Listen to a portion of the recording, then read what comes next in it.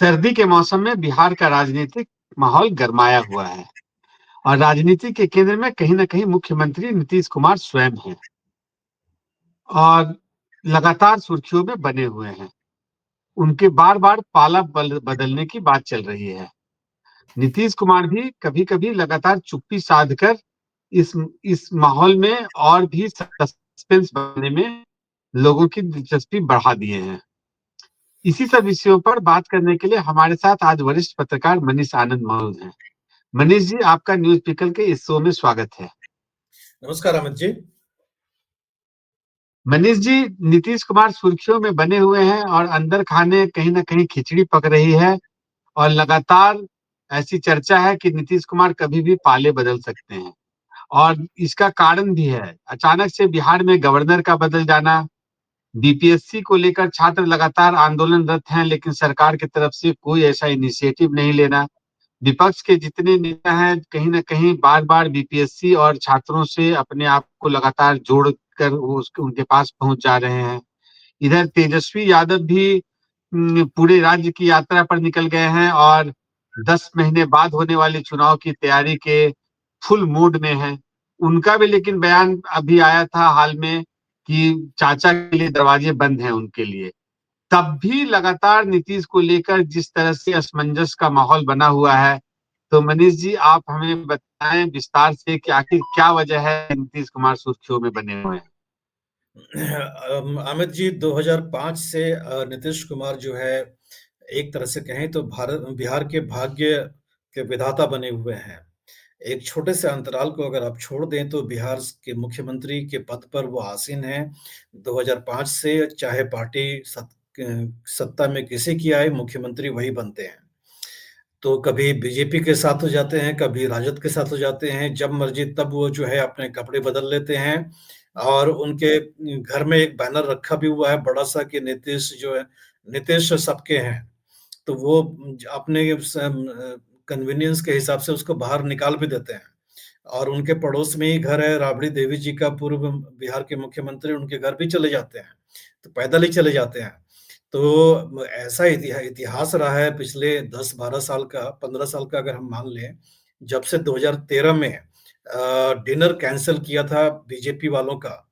तो आपको याद होगा कि पटना के गांधी मैदान में बीजेपी की बहुत बड़ी रैली थी और डिनर की मीटिंग रखा था नीतीश कुमार ने, उस समय एनडीए के सहयोगी दल थे और नरेंद्र मोदी के नाम पर भड़क गए और उन्होंने डिनर तक कैंसल कर दिया। तो इस तरह से बीजेपी के साथ रूठना, मिलना, भाग जाना, मतलब ये वही हो गया जो पति-पत्नी होती हैं, जो कि लड़ाई-झगड़ा कर कर के कभी भाग जाती हैं, अपनी मायके चली जाती हैं, फिर वापस आ जाती हैं। तो कहीं न कहीं वही रवैया जो है नीतीश कुमार का बीजेपी के साथ पिछले 15 साल से रहा है, खास करके जब से नरेंद्र मोदी का उद्भव राष्ट्रीय राजनीति में हुआ है। जब तक आडवाणी जी और अटल जी का राज था, तब तक तो नीतीश कुमार बड़े स्टेबल थे। लेकिन नरेंद्र मोदी के राष्ट्रीय राजनीति में आने के बाद नीतीश कुमार के बारे में भी कहा जाता था कि प्रधानमंत्री पद के दावेदार हैं, इच्छा है उनकी प्रधानमंत्री बनने की, विपक्ष के सबसे बड़े दावेदार नेता के रूप में वो देखे जाते थे, लेकिन उनकी वो मंशा पूरी हो नहीं पाई। इंडिया गठबंधन में गए थे, उसके बड़े संयोजक भी थे, लेकिन उस गठबंधन ने भी उनको प्रधानमंत्री का चेहरा नहीं बनाया और वो वापस जो है एनडीए के पास आ गए। तो आना-जाना इनका लगा रहता है और इतना बार आना-जाना इनका लगा है कि आप लोगों को विश्वास ही नहीं होता है कि ये क्या बोलते हैं। तो मतलब अमित शाह ने भी बोला था कि कुछ भी हो जाएगा, इनको वापस नहीं लेंगे। लेकिन बीजेपी ने वापस ले लिया। और नीतीश कुमार ने भी कहा था बिहार के विधानसभा में मर जाएँगे, कुछ हो जाएगा लेकिन वापस नहीं जाएँगे उनके पास। लेकिन चले आए इनके पास। तो आपने जो बोला कि तेजस्वी यादव बोल रहे हैं कि दरवाज़ा बंद है, तो अब इनके कथनी में तो बिहार के आप मुझे लगता नहीं है कि किसी को विश्वास होगा कि बिहार के जो नेता जो बोलते हैं वो होता नहीं है। वो समय अनुसार जो कन्वीनियंस है, ये कुछ भी कर सकते हैं। मतलब कुछ भी संभव है। मतलब कुछ भी असंभव नहीं है। तो कुछ भी हो नहीं, सकता है बिहार की राजनीति में। नहीं मनीष जी, लेकिन जो आज के दिन में जो केंद्र सरकार चल रही है उसमें जो नंबर है, वो तो जब बीजेपी का अपना बहुमत नहीं है, 240 ही है। तो बीजेपी मजाक नहीं कर सकती है मनीष जी, समय तो बदल गया है ना। पहले वाली बात दूसरा थी कि जो भी होगा बिहार के अंदर ही होगा, चलो उसका मुख्यमंत्री हो गया, हम विपक्ष में चले गए, तब तो मजाक भी आप उसको मान लो। आज के दिन में तो बीजेपी को बहुत सीरियस होना चाहिए मनीष जी। अगर वो बदक बिदक गए और चाचा चले गए भतीजे के पास, और भतीजा तैयार हो गए दोबारा से उनको मुख्यमंत्री बनाने के लिए, हालांकि वो बोल तो रहे कि मैं मुख्यमंत्री कभी उनको नहीं बनाऊंगा, अपने या मेरे दरवाजे बंद हैं, लेकिन अंदर खाते आरजेडी के नेता बताते हैं कि आरजेडी तैयार है फिर से दोबारा चाचा को मुख्यमंत्री बनाने के लिए। लेकिन अब जो समीकरण है मनीष जी, वो केवल बिहार तक सीमित नहीं है। अगर नीतीश चाचा भड़क जाएंगे तब तो दिल्ली की सरकार भी गड़बड़ा जाएगी मनीष जी। और अगर ऐसा होगा तब अमित जो ये हिम्मत दिखलाए, उन्होंने जो पहला बयान दिया था, जहां से एक कहानी शुरू हुआ और लगातार वो बने हुए हैं मीडिया में कि दोनों दलों की बैठक में नेता का नाम का फाइनल होगा, तो आप उसके बाद ही जदयू हरकत में आ गई। फिर वो बोलने लगे कि नहीं नीतीश ही नेता हैं। इवन बीजेपी के वरिष्ठ नेता गिरिराज सिंह उनको भारत रत्न देने की मांग करने लगे। तो जो जदयू के प्रवक्ता हैं नीरज कुमार, और जो नीतीश के काफी करीबी हैं, वो बोले कि खैरात में थोड़ी देंगे हमको, हम नीतीश भीख थोड़ी मांग रहे हैं। मतलब आप कॉन्फिडेंस देखिए। तो जदयू को मालूम है कि बीजेपी अफोर्ड नहीं कर सकती है, क्योंकि उनका केंद्र का सरकार आज के दिन में जदयू के सांसदों के समर्थन के बल पर ही टिका हुआ है मनीष जी। तो ऐसे सरकमस्टेंसेस में आप क्या बोलेंगे? तब भी नीतीश कुमार सुर्खियों में बने हुए हैं और सस्पेंस बना हुआ है मनीष जी। जी, वो नागपुर गए थे गृह मंत्री अमित शाह, बीजेपी के पूर्व के अध्यक्ष, और उनसे वहाँ पर पूछा गया था जिस तरह से महाराष्ट्र के राजनीतिक समीकरण में परिवर्तन आया। एकनाथ शिंदे के साथ महायुति की सरकार थी। शिवसेना एकनाथ शिंदे वाले मुख्यमंत्री थे और देवेंद्र फडणवीस उप मुख्यमंत्री थे, लेकिन 2024 के विधानसभा के बाद पलट हो गया। देवेंद्र फडणवीस बन गए मुख्यमंत्री और जो मुख्यमंत्री था वो बन गया उप मुख्यमंत्री। तो उस संदर्भ में अमित शाह से पूछा गया था कि बिहार में किसकी अगुवाई में बिहार में एनडीए चुनाव लड़ेगी। तो इसका जवाब में अमित शाह ने कहा कि इस प्रश्न का उत्तर जो है बीजेपी का जो पार्लियामेंट्री बोर्ड होगा अपनी मीटिंग में तय करेगा कि किसके चेहरे पर बिहार के चुनाव लड़ा जाएगा।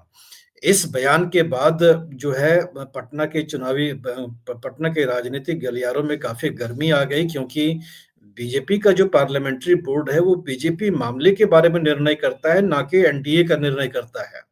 तो बिहार में एनडीए का चेहरा कौन होगा वो बीजेपी का पार्लियामेंट्री बोर्ड कैसे तय कर सकता है? ये तो तय करेंगे एनडीए वाले करेंगे। एनडीए की मीटिंग बुला करके आप जदयू और बीजेपी की मीटिंग बुला करके आप कर लें।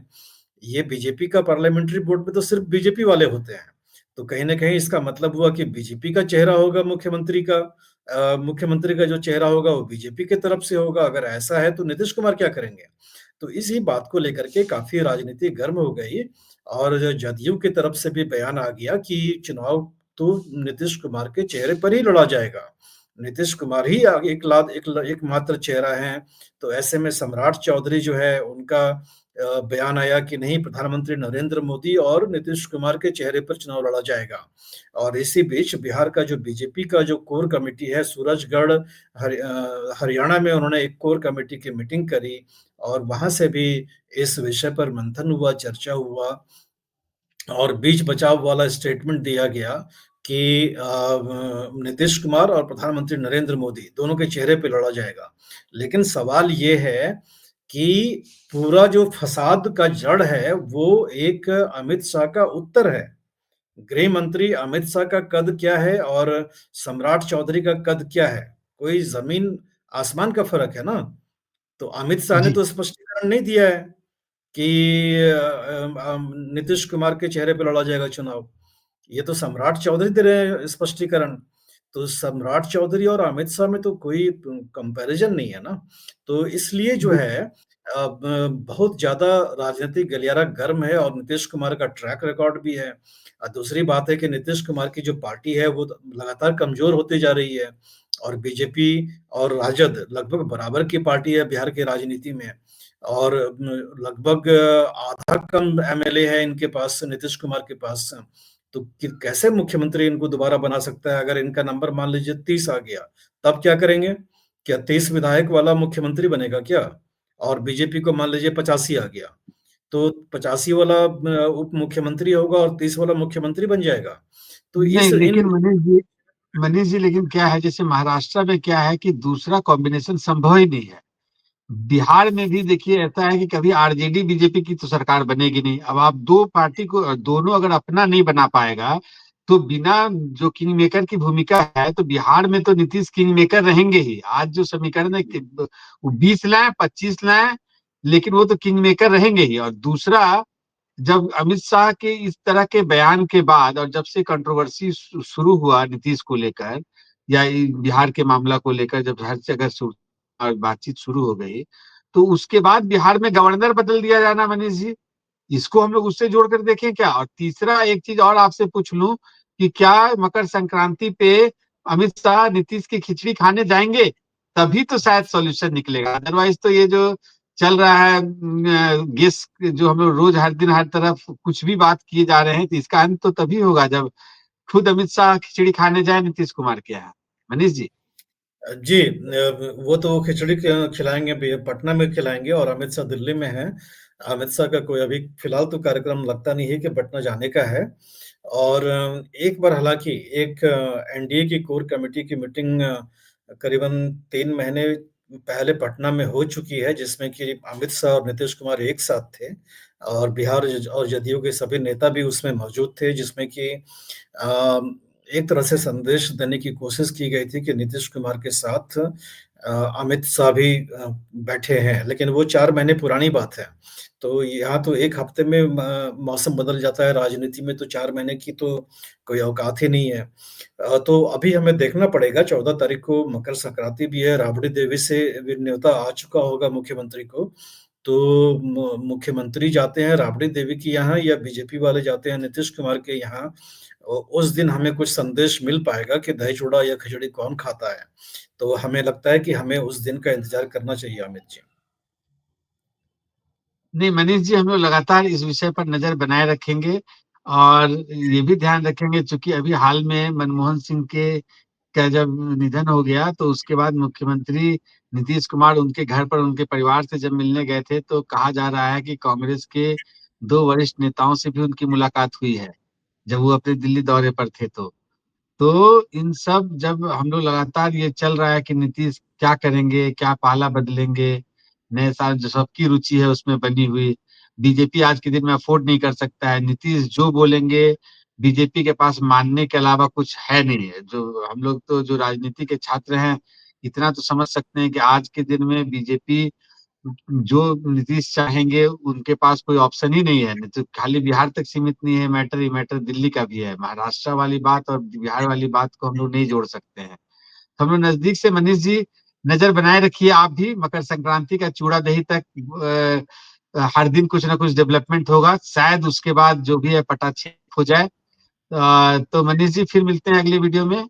उम्मीद है दर्शकों को भी अच्छा लगा होगा हमारा वीडियो। अगर अच्छा लगे तो आप इसको ज्यादा से ज्यादा लाइक करें और चैनल को सब्सक्राइब करें, और अपना आपका कमेंट का हमें इंतजार रहेगा, ज्यादा से ज्यादा कमेंट दें। और फिर हम लोग मिलते हैं अगले वीडियो में। मनीष जी नमस्कार। नमस्कार।